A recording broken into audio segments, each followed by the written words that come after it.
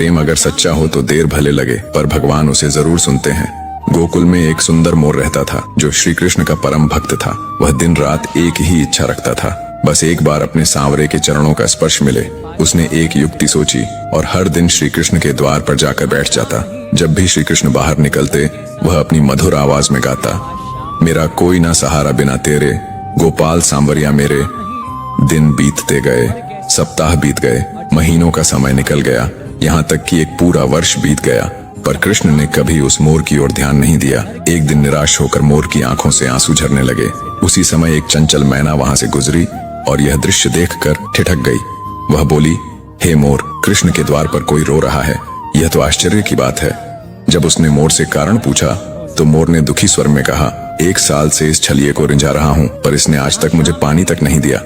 मैना मुस्कुराई और बोली, मैं बरसाने से आई हूँ, चल मेरे साथ, राधे रानी दयालु हैं, वे तुझ पर अवश्य कृपा करेंगी।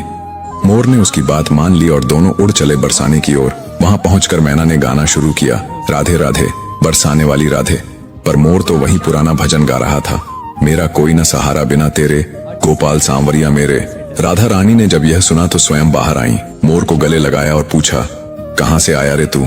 मोर ने भावुक होकर कहा, राधे माँ, आज विश्वास हो गया कि आप सचमुच करुणामयी हैं। मैं तो 1 वर्ष से आपके कृष्ण के द्वार पर गा रहा था, पर उन्होंने कभी मेरी सुध नहीं ली। ये सुनकर राधा मुस्कुराई और बोली, मेरा कान्हा ऐसे नहीं है, तू एक बार फिर जा, पर इस बार मेरे नाम का जाप कर। मोर ने सिर झुकाया और लौट आया। अब वह द्वार पर बैठकर गाने लगा, जय राधे राधे, जय राधे राधे। तभी कृष्ण जी भीतर से दौड़ते हुए आए, मोर को गले लगाया और बोले, कहाँ था तू रे मोर? मोर मुस्कुराया और बोला, वाह रे छलिए, तेरे नाम से पुकारा तो नहीं सुना, पर राधे का नाम लिया तो दौड़ पड़ा। कृष्ण हंसे और बोले, यह तेरा सौभाग्य है कि तूने राधा का नाम लिया, इसलिए मैं तुझे वर देता हूँ, जब तक यह सृष्टि रहेगी तेरे पंख मेरे मुकुट की शोभा बनकर सदा मेरे साथ रहेंगे, और जो भी राधा का नाम लेगा वह सदा मेरे हृदय के निकट रहेगा।